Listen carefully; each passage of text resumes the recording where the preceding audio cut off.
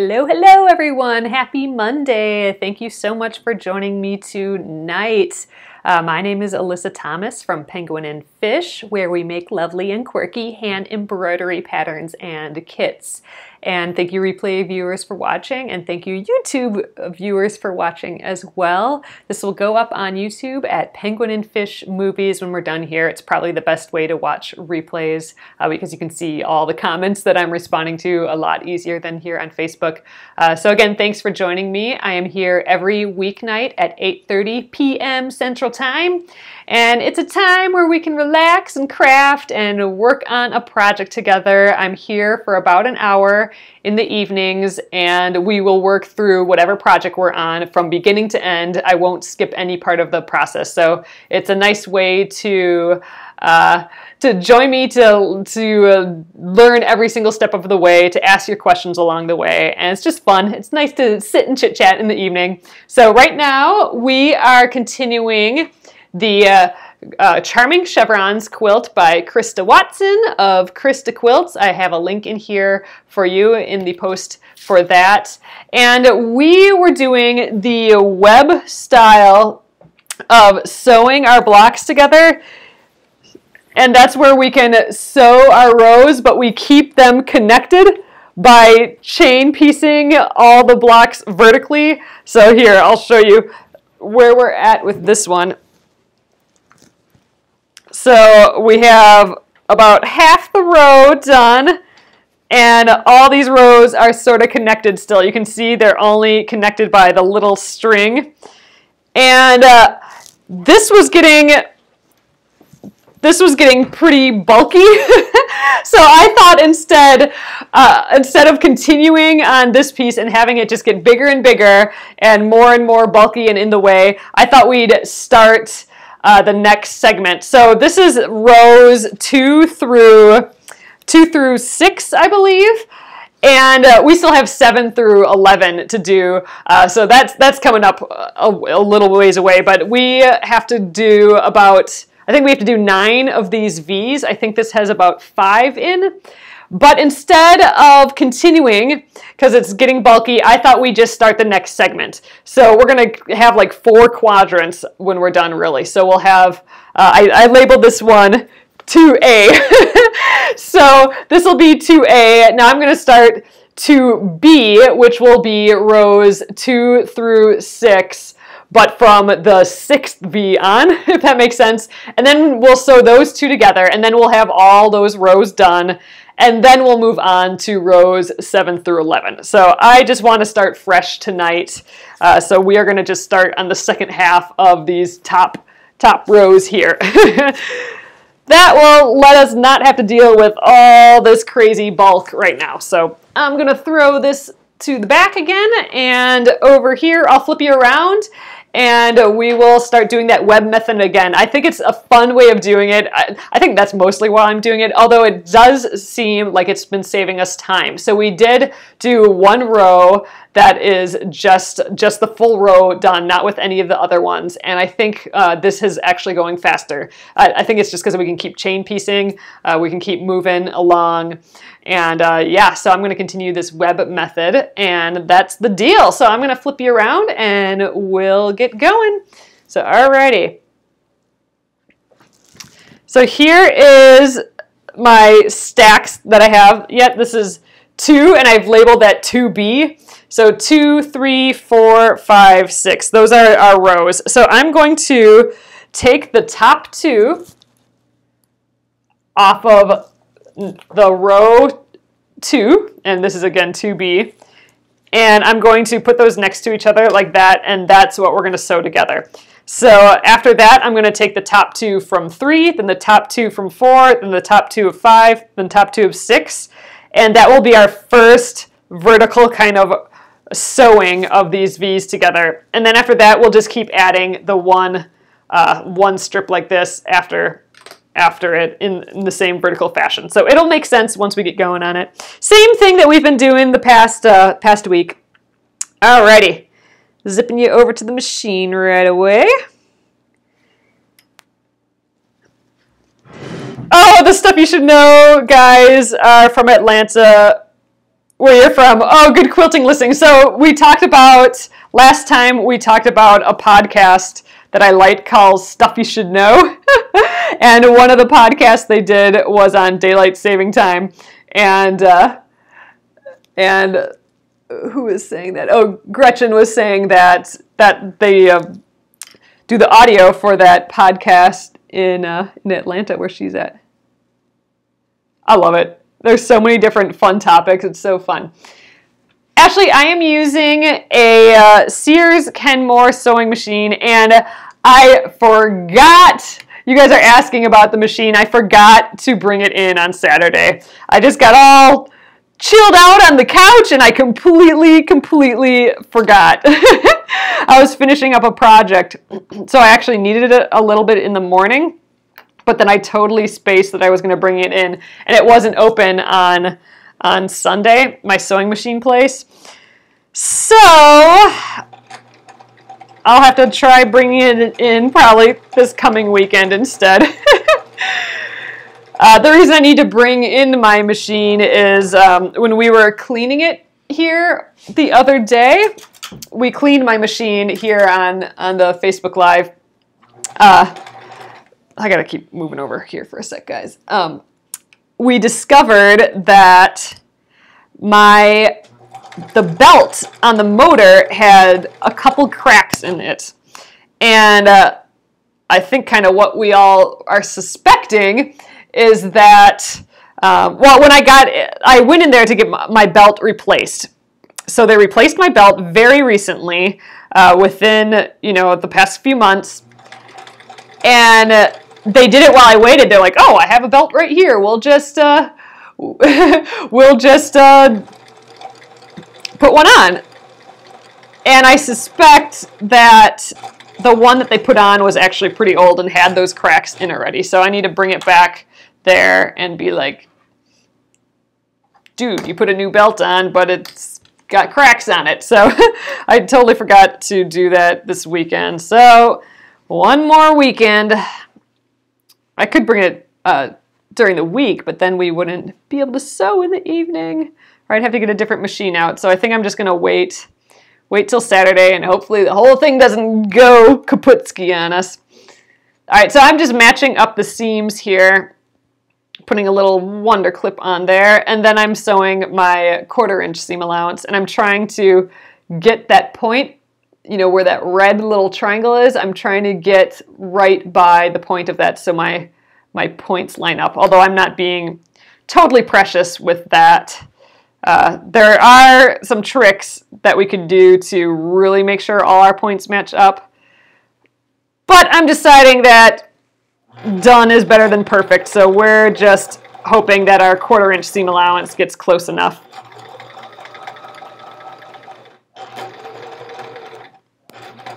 So now this is row 3. So we just did row 2 up here. So this is row 3. Next we'll do row 4. But we're keeping everything connected, which is the goofy thing of this method. But it's also kind of fun because you can see you can get a sense of it living as a quilt.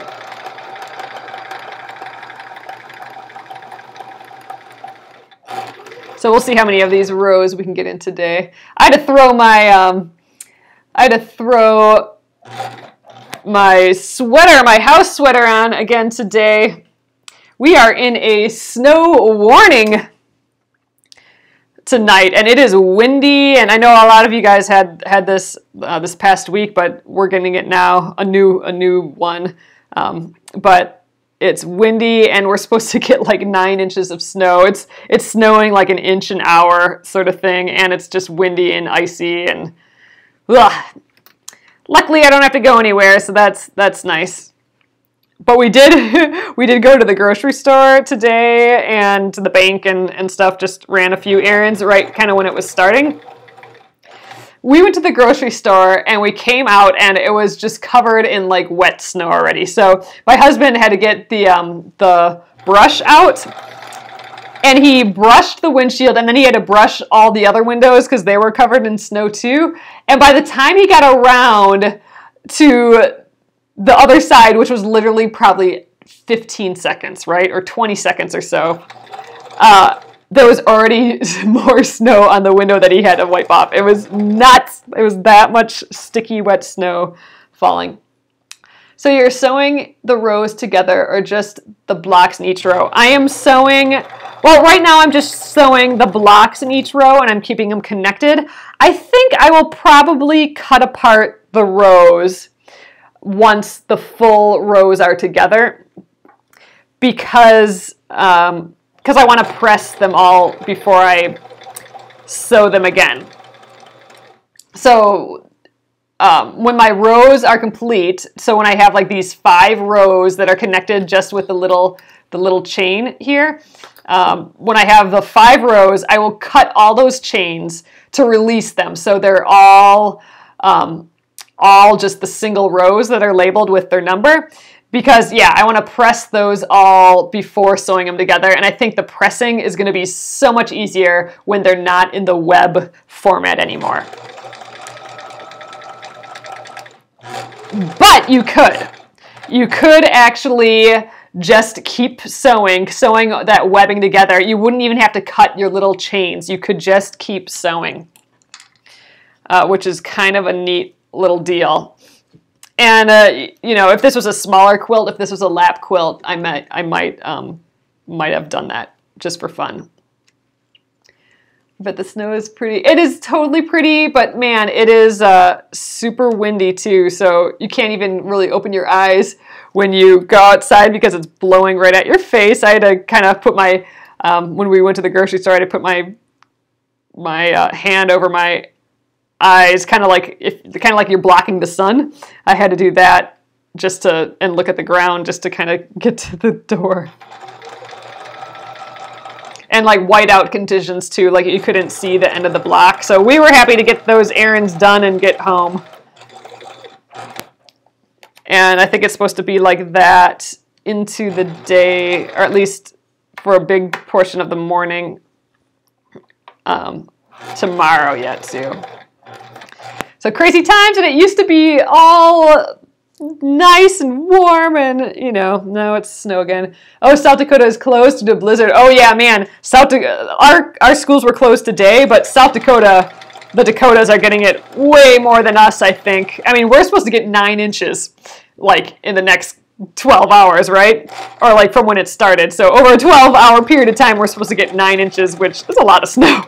But I think in, at least in like Bismarck, North Dakota, not South Dakota, but in North Dakota, I think they're supposed to get like 15 inches or something wacky like that.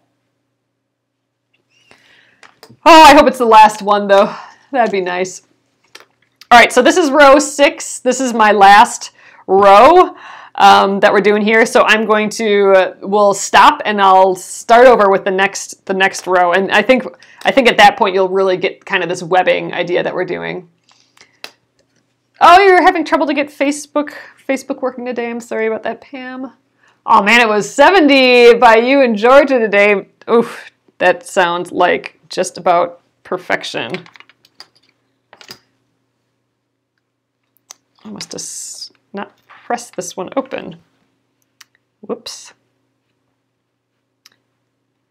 That's like perfect weather. I am just itching to take a walk around our block. I mean, I haven't done that all winter. It's just been cold, and now the even still with all our melting, the drifts of snow are so big still that, and it's so wet too because it's kind of melting, so it would be kind of dangerous almost to walk around, and it'd just be so sloppy.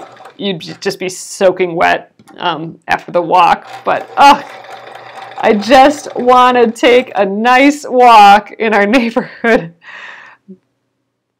That's the cabin fever-y thing that's getting me, is because I love doing that. I love walking around our neighborhood, and I would do that just every day in the afternoon, and I need it. All right, so I'm putting my leader on there again. And that's the start of our little web here. So we got rows 2 through 6 here. I'm going to just pull it back to the front. Let's get the leader off of there. And they're all connected by the little chains in the middle, and we are going to just leave those. We're not cutting those at all. And we're going to open them up, and so we got the 1V. Now I'm just going to add the next one on the pile. So my pile number 2, I'm just going to grab that, and we're going to sew that guy on. And the same thing, we're going to just keep sewing the little number 3 piece on all of our rows, and then we'll take the 4th piece, and then the 5th piece. So that's the process, and we're just going to keep all these connected. It'll be like one big web. It's kind of a fun way of doing it, and I think it's been going pretty quickly doing it this way. So I'm excited. Oh, I should take a photo. I'll take a. It's too dark out right now, but I'll take a photo tomorrow morning and I'll plop it up on the page so you guys can see. I mean, we still have accumulated snow. We actually, so I have stakes in our garden out back, and you know the stakes for the fence, a little fence around it, and the stakes are about 2.5 feet out of the ground. And the other day during our last snowstorm, they were completely gone, covered in snow. And I can see them again now. I can see about 6 inches of the posts around the garden. And I have a feeling I won't be able to see them again tomorrow. Like, it melted a lot the past week, so that's why I could see them again. So it's actually pretty nice out as far as temperature. It's in the 30s. It's not like negative a million bajillion, which is great. So it'll probably melt pretty quickly, but right now it's pretty sloppy. And just the wind with it is a lot. All right, so let's get the next one for this. Right here.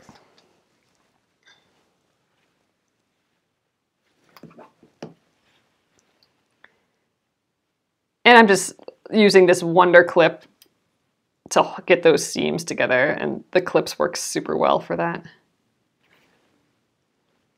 You could just start sewing, but this is what's gonna get our seam allowance, or our points to these little chevrons pretty close.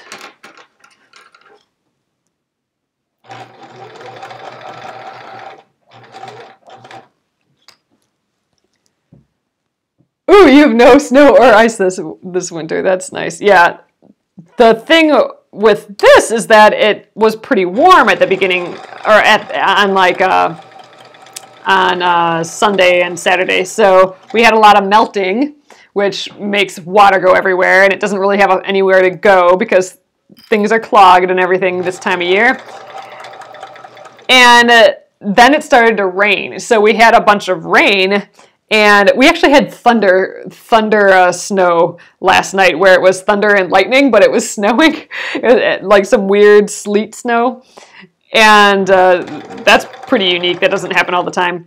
But it rained, and then it turned to sleet, and then snow. So we have like a 1-inch layer of ice underneath all this snow. So it's super dangerous and stuff, and roads are not nice. But yeah, they closed all the schools today, today, and I don't know, I think they're probably considering that for tomorrow. I don't know, we'll see. I don't have to deal with that, but it actually, when we went to get groceries and stuff before it was too bad, there wasn't anyone hardly out and about, so that made driving a little easier. The Wonder Clips are by Clover. Connie, I do think I have a link to them in my post here. So if you're interested in the Wonder Clips, you can either just go to Amazon and type in Wonder Clips. Otherwise, you can get there with my link a lot quicker. But I like them. These are actually the mini Wonder Clips. I think I actually have a big one here too. Yeah. So here's the mini ones versus the normal sized ones. The mini ones are just about half the width, and then they come to not quite a point, but a little bit more of a point than the normal Wonder Clips. So they're just a little nicer for this precision work. Oh, what was your question about the wool mat? I did order the wool mat. So on Mass Drop, massdrop.com. I think it might be over now, but or this might be the last day. It could be the last day. I purchased one of their drops, is what they call it. They do massdrop.com. They have like a little they have sales. So it's one of these things where they have just a limited time sale on different supplies, and they have quilting supplies. And it's, you never know what it's going to be until they announce it. And then it's only up for, you know, a week or so, or 2 weeks. And it's one of these deals where if a certain amount of people buy, then the cost comes down. And it's usually pretty discounted to begin with. So they had one of those wool mats. It's a wool mat that's about, you know, 3/4 of an inch thick maybe, or at least a 1/2 inch. And you can use it to press. So it's a pressing mat. And so you can move it around and all that sort of stuff. So I got one of those. It's something I've been looking at for years, really, and I just never really pulled the trigger on it. And so with this discount and everything that they were having, I'm like, okay, we'll give it a try finally. And I'm just kind of fed up with my current small ironing board, so I'm hoping maybe this can just replace that. More portable. We'll see. But yeah, I think it's not till like the end of March, though, when they ship it. You got it for $33. Yeah, and it was originally sending for $48. Yep, that's what I think so. That's what I did to Gretchen. I got that one. Which seems just, you know, it seems expensive. But I was looking, like in previous years, you can buy, like there's companies that sell the fat wool like that, but it's so expensive. So I didn't feel like this was all that different. So I haven't been able to source it any less. Idea for the future, bobbin lacing. Oh, you know what, Lauren? That is totally on my list of things I want to learn. So bobbin lacing, and let me know if this is what you're talking about. That is actually like making lace, and from what I can tell, I've seen it done before, but you know, you have tons of strands of threads, and they're all wound on these little kind of bobbins, these tall little like spools almost, and you have all your different layers on that, and then you have like pins all laid out in some perfect pattern that's, you know, a lot of times you're following a paper pattern and you just put all the holes, and then it's about twisting and moving those bobbins in the right place here and there to get that lace pattern. It looks fascinating. It's definitely on my list of crafts I need to try. You know, I love trying new crafts, taking a kit. They're all mysteries that need to be solved in my head. That's how I treat them. I just like, ooh, it's another mystery. I have to know the magic trick. You know what I mean? So a lot of times, so I know a lot of, not like string art, Gretchen. I'll try and explain it a little bit more. It's not like string art. It's not like that at all, really. But I treat all of those like a mystery to be learned. And sometimes I decide, yeah, not for me. And other times I'm like, okay, I love doing this and I want to just do this for the rest of my life, just this new thing. And then, you know, then it kind of fizzles out. But one of the things, actually, it just came in the mail. It's not like tatting either. I just got one of those punch needles in the mail today. Punch needle seems to be like the new it craft. But I got that in the mail today, and I'm dying to try that as well later this week. But yeah, no, lace making. Oh, you went to a bobbin lace making workshop and loved it? Oh, that's cool. So it's you have like a paper pattern, and it keeps going. So you have like this many, like you have all these phalanges of threads coming off of all these little little points. So at the beginning, it kind of looks like lace making or like string art, because you have all the nails and all the pins at certain things, and you have all these threads wrapped all around it. But it keeps going. So as you do the top area, and I have to move this bobbin over here to make a little twist, and then this bobbin has to move here, and then I twist these, and then so you get all these twists and knots. And then, then once you get, it coming down, then you move up, and then you keep going, and then you move it up, and you keep going. So you do end up with like a ribbon's worth of lace. You know what I mean? So like a spool, it just keeps going and going and going forever. So you're taking it off of the pins. It's not like string art where it stays decorative on the pins and that's it. You're actually making lace, and it just looks fascinating. It's a little puzzle of magic. So that would definitely be fun to try. Is this Japanese? No, I don't think so. Actually, there's like a Vermeer. I have this painting as a postcard up, and it's by Vermeer. So,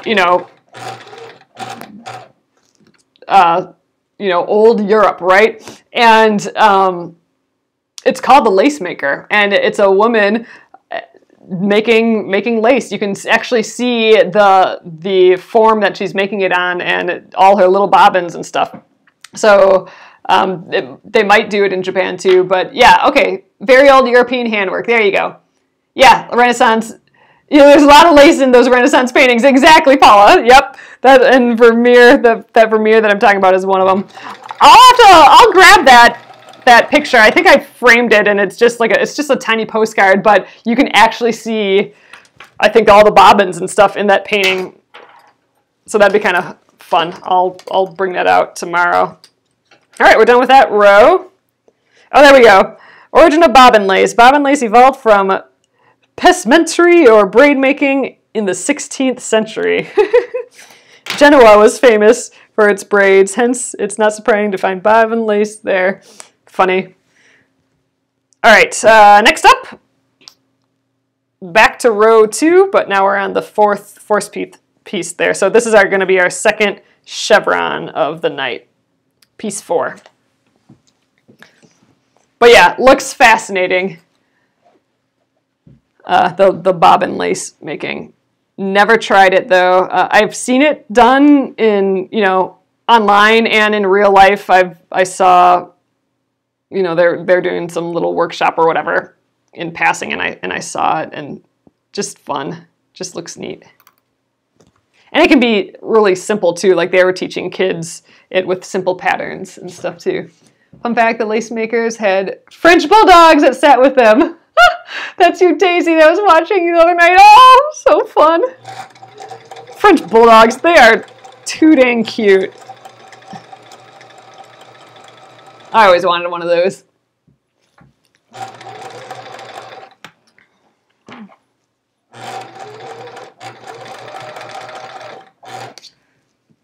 Cute puppies, for sure.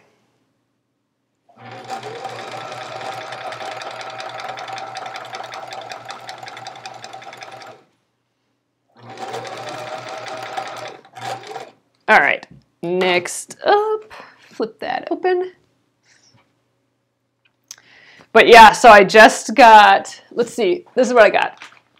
It's in arm's reach. So I got this today. It's a punch needle, the Ultra Punch punch needle.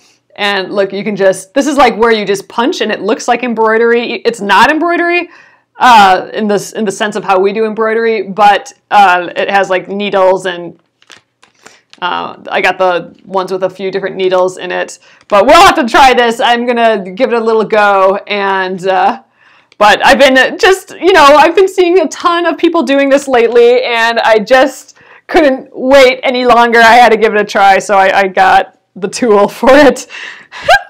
And I'm going to play around with that this weekend or one of these evenings or something.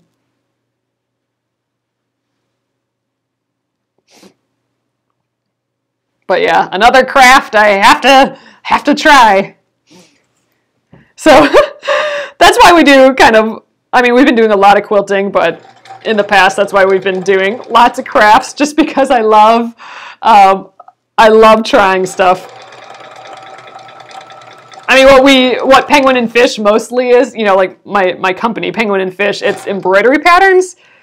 But I definitely have a passion for just doing everything. I love just trying all the crafts. I want to learn how to do them all. I want setups in all of my areas of the house or wherever. I want a huge house that every room is like another craft, and you can just walk into the room and work on whatever project. That would be amazing. So that's the goal right there. But yeah, fun. I love embroidery a lot, but I just really I like learning. I like learning new stuff and experimenting, and I think every craft that you learn, everything new actually that you learn, it's like a blender with all the other things that you know, and I don't know, you can come up with cool ideas that you wouldn't have before learning that like one new weird tidbit and stuff. So I love that. Just like when the ideas get going, like, oh man, I could make this and this and this if I knew how to do that. Or now that I know, oh, needle punch, man, now I'm gonna do this and this. I'm gonna like make rugs and do all this other stuff, you know. I like that. So we'll see if I like this needle punch thing too. It'll be another fun tool I have in the studio here, I guess. That if there's some emergency that needs needle punching done, then I'll have the materials to do it. There's tools and supplies for it, right? You bought the punch needle about a year ago. Oh, you would love to do that with me, Linda. Awesome. So I'm gonna play around with it.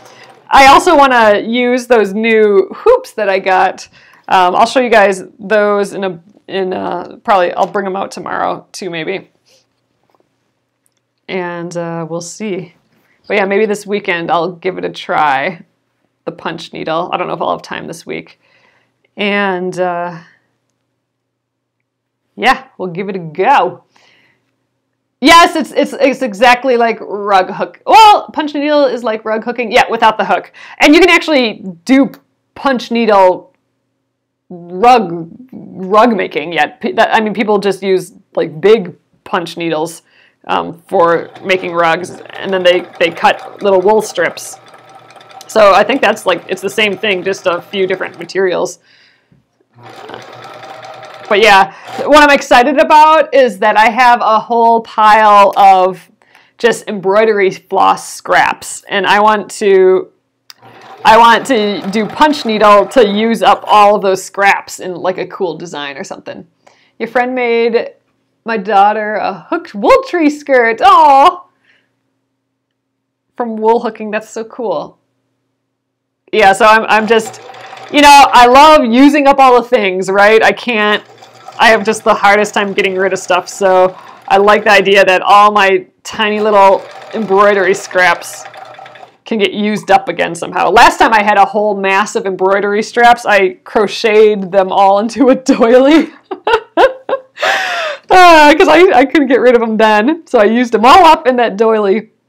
And now I've accrued more scraps again, so this is going to be the next way I do it. And I have a design all thought out, and I'm pretty excited for it. So I think I'll get that set up one of these days, and again, maybe that'll be this weekend. And then we'll do some punch needle here for an evening, maybe.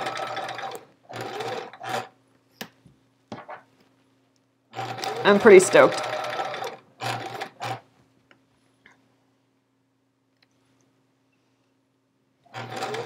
All right, this is the end of the row again.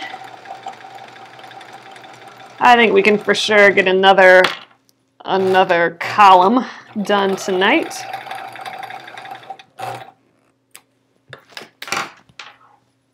Oh, you need to see that doily. I will bring it out here. Where did I purchase the needle punch set? I got it on Etsy. oh, what is the name of it? It was called Primitive something, but if you just go onto Etsy, and that's actually the best place that I found it. It kept kind of pushing me to Etsy. So it's called, this one that I got, I mean, there's a bunch of different kinds, but I got the Ultra Punch Precision Adjustable Needle. So if you just type in that, Ultra Punch probably, this is what it looks like. It'll, you know, all this kind of tie-dye laser weird stuff and then this peacock on it. I got the one that has 3 different needle sizes. You probably don't need to get that, just one size, I don't know. So that's the one I got. There's a bunch. Yeah, Clover makes one. Some other places make them. There's popular ones now that are made out of wood. Oh gosh, I forgot what those are called too. Those are pretty expensive, but they're kind of like the upgrade from this. Oh, Joyce, you have the one that I got. Oh, and you love it. Perfect. The reason I liked this one, is that it's adjustable. So 1 through 12. And what that means is when you punch, it makes a loop, and you can determine how tall or short that loop is. So, which is cool because you can make a lot of textures. So you can make an area that's like flat. Primitive Gatherings, that's it, Robin. That's where I got it. Primitive Gatherings on Etsy. That's where I got the Ultra Punch. So Primitive Gatherings on Etsy. But so with the different sizes, you know, I can do punches that are this tall, loops, and then I can do some that are this tall, and then more that are this tall, so you can get all sorts of textures from just the different heights of the loops. And I thought that was so cool. So I got one. I got this one because you can change how tall the loops are. And it seemed like a good kind of beginning thing, a beginner tool. Before investing in like the bigger ones, that look really nice, those wood ones that are more for like yarn, bigger yarn and stuff. I wanted the small one as well, just because then I can use embroidery floss. I mean, I love the yarn. I love that you can fill a space quickly with yarn, but I got all that embroidery floss scraps more than I have yarn scraps, so I needed the small one for that. Yes, all the embroidery thread, which I have already. Exactly. That's where my decision making came in. Oh, I think the other ones are called like the Oxford needles. I think those are the big wood ones that are more like for yarn. But again, I wanted something that I could use embroidery floss with. You have one but never used it. Would love for you to do something with it. Awesome, Gina. Yeah. So I think we'll give it a go. You can make your own threaders out of fine wire. Oh, that's good to know. You found that out late last night. Yep. So mine, this pack that I got, the Ultra Punch, it comes with 2 threaders. So you need a threader to get the floss through the tube and then out the needle. So it comes with a couple threaders as well.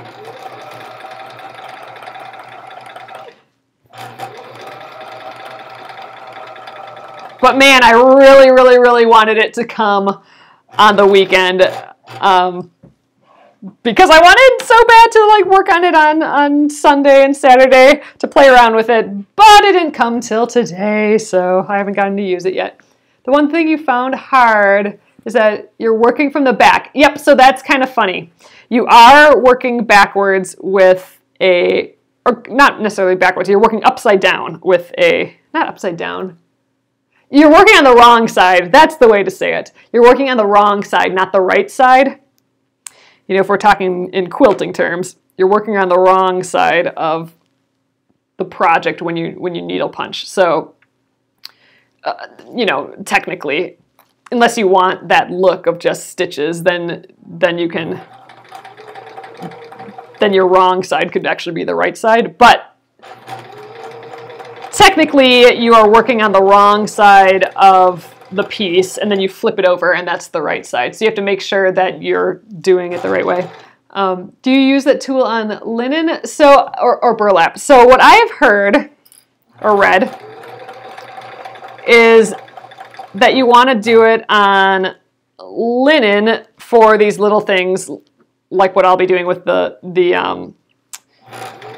embroidery floss. I might actually try it on just fabric, just like not quilting weight fabric, but I got some of that muslin that's a little bit bigger weave. I might just try it on that just to give it a go and see if that works. But in theory, linen is what people use. And then for the larger punch needles that people use more like yarn with, they're using monk's cloth. And I think we've talked about monk's cloth here a little bit before. But that is, I think it's used for, like, historically, like for towels and stuff like that. But it's kind of like cross-stitch Aida fabric in the sense that you can see the weave. So you can see the little holes. And it's a really flowy, nice fabric. I really like it, actually. It frays like crazy, but and it shrinks a lot, which doesn't matter for punch needle, but it's nice because you can see those holes, so you can punch in like every hole sort of thing. So I think that's what a lot of people are using, is the monk's cloth. Monk's cloth and linen, that's what I've heard, those two, not burlap. And I think for rug hooking, people are mostly using linen as well. I don't think maybe they're using burlap. It looks like burlap, but I think what they're really using is a linen. How about Ossenberg muslin? It's a looser weave. So I'm going to try it on the muslin I have. So the muslin I use, like for the embroidery kits and everything, it's a little looser weave than a quilting weight fabric. This is pretty tightly woven. So it's a little looser than that. I'm going to test it on that. So that's the deal.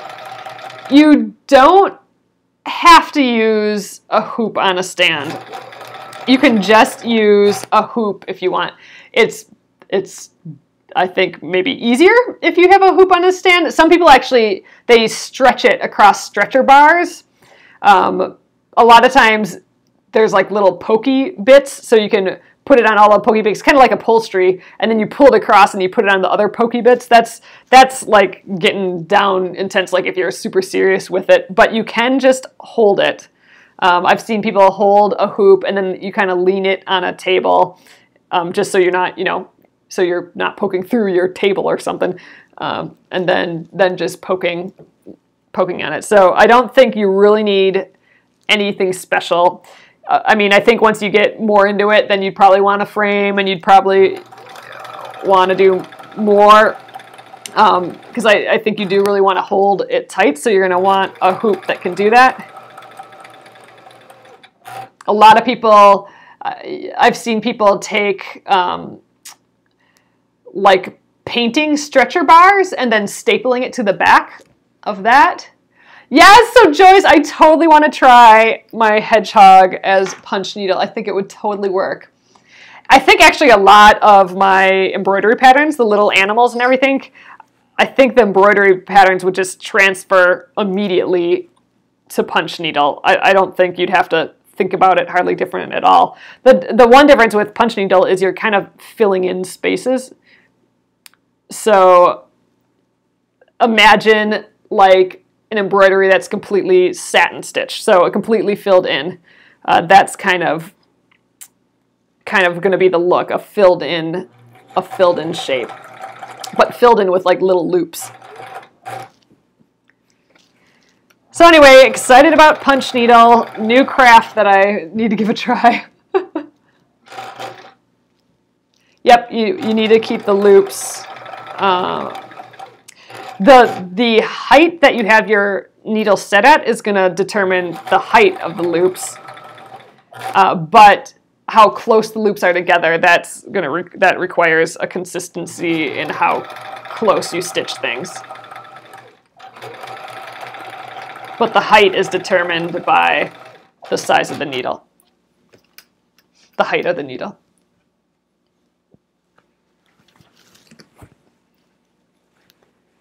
All right, I think this is going to be our last one for the evening. I think it's probably, we'll stop a little early tonight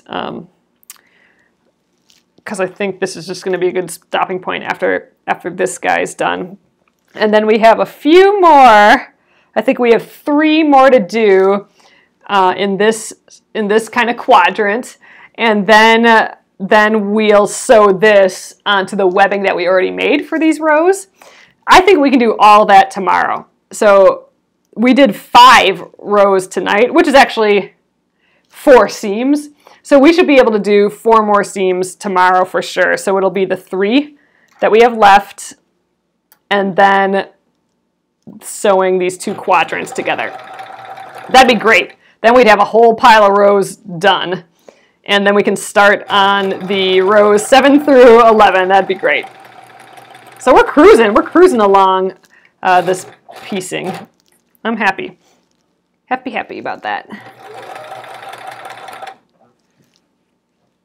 You need to keep the fabric very taut. So that's why people are using the frames and like stapling it to a wood. It's because you need to keep the fabric taut for needle punch. You like the wood hoops better, but good quality plastic ones. So I've heard, I've been watching a lot of stuff about this, and one person who does solely needle punch for her business, like she has kits and all that, she actually recommended the Auburn hoops, and those are the hoops that I just ordered. Some of you may have seen I posted a photo of them. I'll show you those now. We have a little bit of time left. But here are the Auburn hoops that I got. I didn't put a link to it in here, but they're so cute. You guys probably can't see. I'm going to tilt you guys so maybe you can see a little bit better. But look at these. So they're all kind of carved out of wood, and they have a patent pending for this. It's an innovative new way to hold fabric, and I'm so freaking excited about it. And then look at this one. It's so adorable, a little scalped one. So they wanted to make embroidery hoops that are frames afterwards, like something that, yeah, they're oak, something that you could leave in this hoop and have it be beautiful. So you may not, it is a little heavy if that's going to be an issue, but the person that did needle punch, she recommended these as like the only hoops that would really hold them taut, holds fabric super duper taut. So what's cool about it is, so you grab the leather that it comes with, and let's see if I can do it. Then you pull on it, and this loop, this like rubber loop pops out of it, and then there's a little canal. So you get your fabric in there, and it holds the fabric super duper taut. And this is, if you're not doing a frame, this is the Auburn hoops. Yep, Auburn hoops, just like that, Patricia. That's the name of them, Auburn hoops. These will hold a needle punch fabric taut, apparently. So that put me over the edge, and then I ordered them. I've been ogling these guys for a long time. I'm pretty actually excited about this. I think I might do my little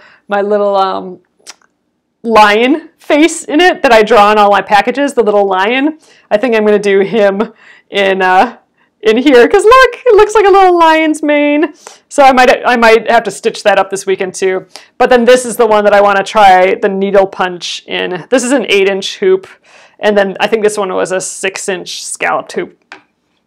So excited! But yeah, so I will put a link to that here too. It's just Auburn hoops, exactly like that, Patricia. AUBURN hoops.com, and you'll get there. And then here is our webbing for tonight. Getting our little chevrons started. All right, we got rows 2 through 6 there. Again, this is 2B. We have all those ones that we did already that will go here. And we have our stacks here yet. I'm going to leave everything where it is. So I don't have these labeled, but I know it's 2, 3, 4, 5, 6. And as long as the wind doesn't blow this all away, we'll be good to just start this up from where we left off yesterday. So, all right, guys, I'm going to flip you around, and we'll call it an evening tonight.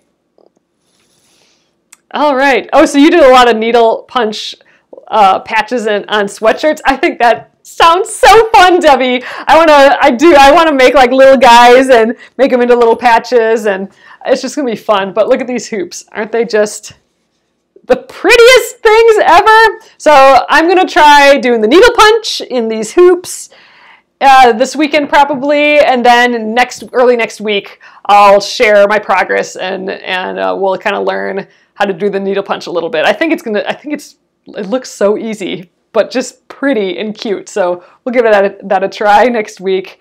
I'm stoked. I'm super stoked. I'm super mad I didn't get over the weekend. I wanted to play with it already. But all right, we will pick this up again tomorrow. We're cruising through the top of this quilt, I think, and we haven't been working on it that long. So it's going to look good. I'm stoked. I'll get this up on YouTube, the replay for this video tonight, and it'll be living on YouTube at Penguin and Fish Movies. I hope you subscribe there, because then you'll get an email when it's up, and then you can watch the replays there. Sometimes it's easier to read the comments during the YouTube replays because you're seeing exactly what I see on my screen. So when I respond to a comment, there's a delay on Facebook, but on the YouTube replays there shouldn't be. So, all right, that is that tonight, guys. It's so nice seeing you again after not seeing you over the weekend. And I will catch you tomorrow, 8:30 p.m. Central. Have a great evening and day tomorrow. Good night.